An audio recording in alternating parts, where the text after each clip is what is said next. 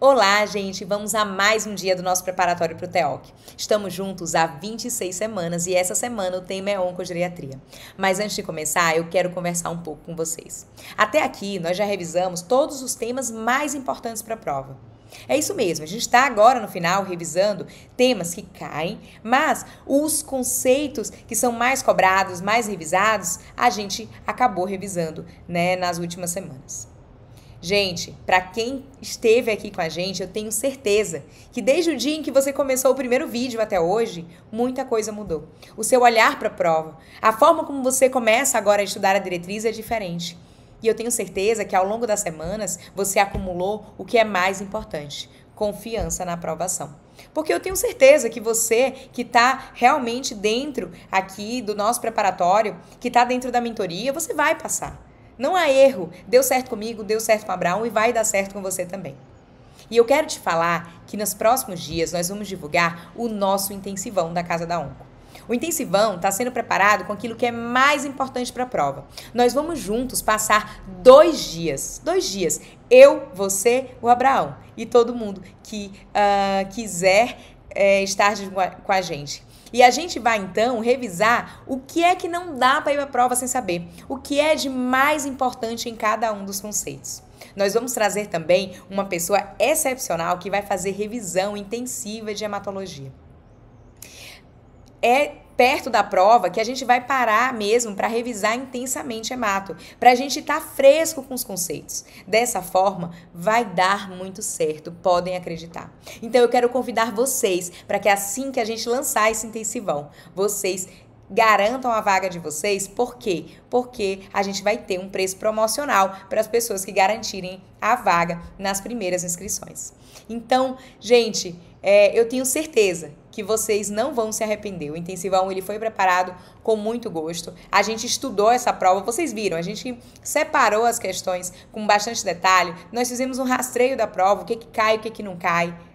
Vamos junto com a gente, vai dar certo. E vamos então voltar ao nosso vídeo, Hoje a gente vai começar revisando uma questão lá de 2019 de oncogeriatria, que falava que de setembro de 2010 a maio de 2015, o grupo de pesquisa em câncer e envelhecimento, em conjunto, com o NCI e o Instituto Nacional de Envelhecimento, realizaram 3 conferências, o 13, cujo principal objetivo era discutir o nível atual de evidência científica em oncogeriatria, sumarizar as lacunas do conhecimento nesta área e propor estratégias e desenhos de estudos que possam amenizar tais lacunas nos próximos 10 anos. Dentre essas estratégias são propostas verdadeiras, exceto. Gente, é o seguinte, sabe aquela coisa que você lê e isso pode acontecer na prova desse ano? Nunca ouvi falar sobre isso. Pode acontecer. É frieza. Você, o seu colega de lado, quem está na frente, quem está atrás, está na mesma situação. Então, leia com tranquilidade. E aí, a gente vai responder juntos. Então, o que ele quer dizer é o seguinte. O objetivo dessas reuniões, então, para que discutissem níveis de evidências científicas em oncogeriatria e entender quais são as lacunas no conhecimento de oncogeriatria e propor mudança no desenho dos estudos, foram as seguintes. Então, ele fala, a proposta era de desenhar estudos com um braço adicional para registro de dados específicos dos idosos ou pacientes mais frágeis. Parece verdadeiro. Incorporar avaliações de farmacocinética e genômica em idosos nos estudos de fase mais precoce. Incluir a avaliação centrada no paciente como medidas de funcionalidade e qualidade de vida nos estudos fase 3 e naqueles pós-liberação comercial da droga.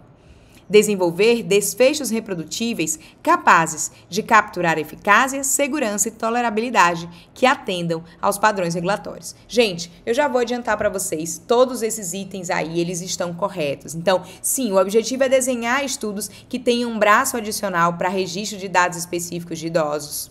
Incorporar a avaliação de farmacocinética e genômica em idosos.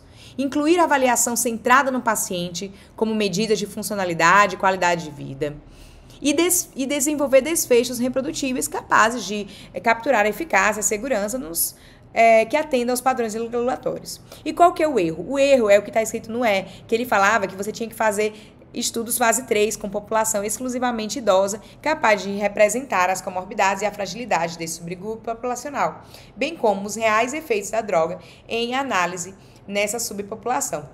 Gente, não faz sentido, né? A gente chegar e fazer um estudo fase 3 apenas com população exclusivamente idosa. Então, faz muito mais sentido você desenhar estudos com um braço adicional para registrar dados dos idosos, mas não de você fazer apenas. E lembrar que quando a gente está falando de um estudo fase 3, randomizado, a gente está falando de um estudo que tem um custo altíssimo, né? E que a gente precisa incluir o máximo de pacientes para a gente realmente entender a eficácia, né, daquela droga, não apenas no idoso, né? Mas que toda a população que tenha aquele tumor. Então, não faz sentido a gente fazer estudos exclusivamente fase 3, então não foi esse o objetivo ali das reuniões. Pessoal, mas o que eu quero chamar a atenção para vocês é isso aqui, ó. Você vai falar, Débora, você tá de brincadeira, você só mudou o ano. Não, olha, gente, eu vou voltar. É a mesma questão. É a mesma questão com os mesmos itens e o gabarito é letra E. Então, eles fizeram exatamente a mesma questão. Eu acho que essa é uma das únicas em que eles fizeram a reprise exatamente igual, sem mudar a idade e o nome. Mas, gente, as questões se repetem. Caiu em 2019. Quem estudou por questão, olhou essa questão e pensou, eu já vi isso em algum lugar. E marcou sem ter medo. Então, é a letra E. Tá, gente? Então, aqui o gabarito da questão. Então, vejam realmente como as questões se repetem. Vamos lá. Outra questão de 2020 falava: uma das maiores dificuldades em se planejar o tratamento quimioterápico na população idosa se deve à necessidade de estabelecer melhor avaliação de risco de toxicidade do tratamento sistêmico. Daí, em 2016, o RIA avaliou em uma publicação no JCO o CARD Score, que é um score de toxicidade para quimioterapia em idosos. Dentre os benefícios descritos, pode-se listar as alternativas a seguir. Antes da gente ler os itens, gente, eu vou mostrar aqui para você como é que faz, então, o CARD Score. Ele é um score que vai predizer o risco dos pacientes idosos, né, considerando idoso a partir de 65 anos, que vão começar a quimioterapia, de desenvolver toxicidade grau 3 a grau 5. Ele leva em consideração a idade, a partir de 72 anos, o fato do paciente ter tumores gastrointestinais ou geniturinários. E aí ele vai pontuando. Veja que a idade pontua 2 pontos, GI, GU 2 pontos. A dose da quimioterapia, né, fazer a dose full, né, seria de 12. Fazer mais de uma droga pontua mais 2, 12 não, 2.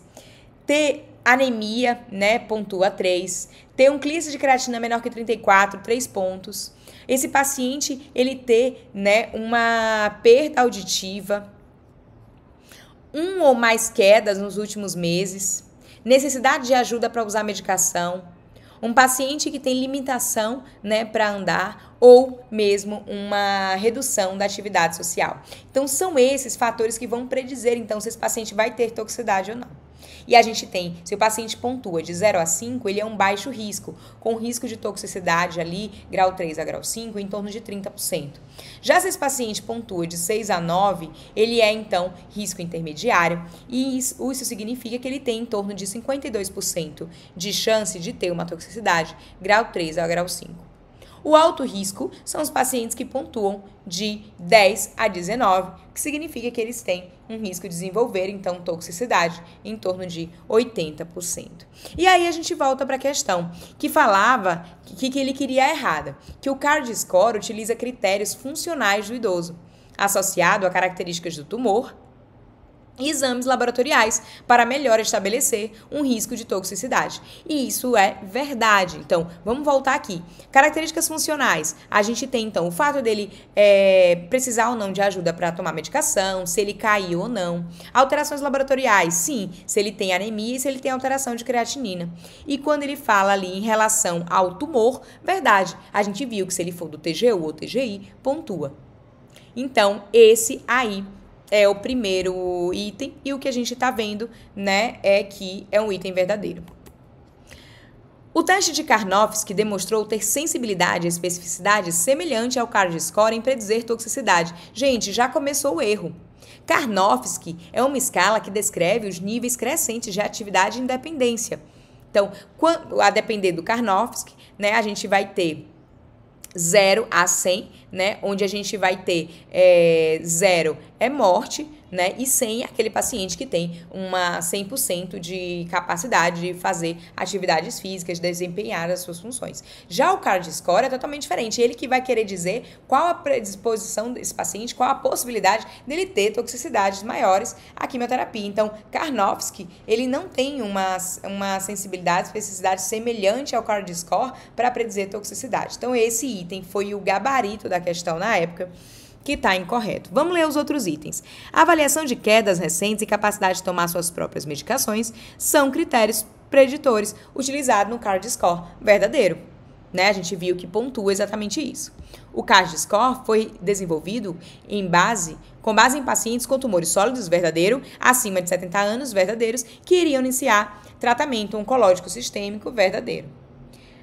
Através do CARD score, é possível estimar a toxicidade quimioterápica em dose total, dose reduzida, em combinação ou como monoterapia.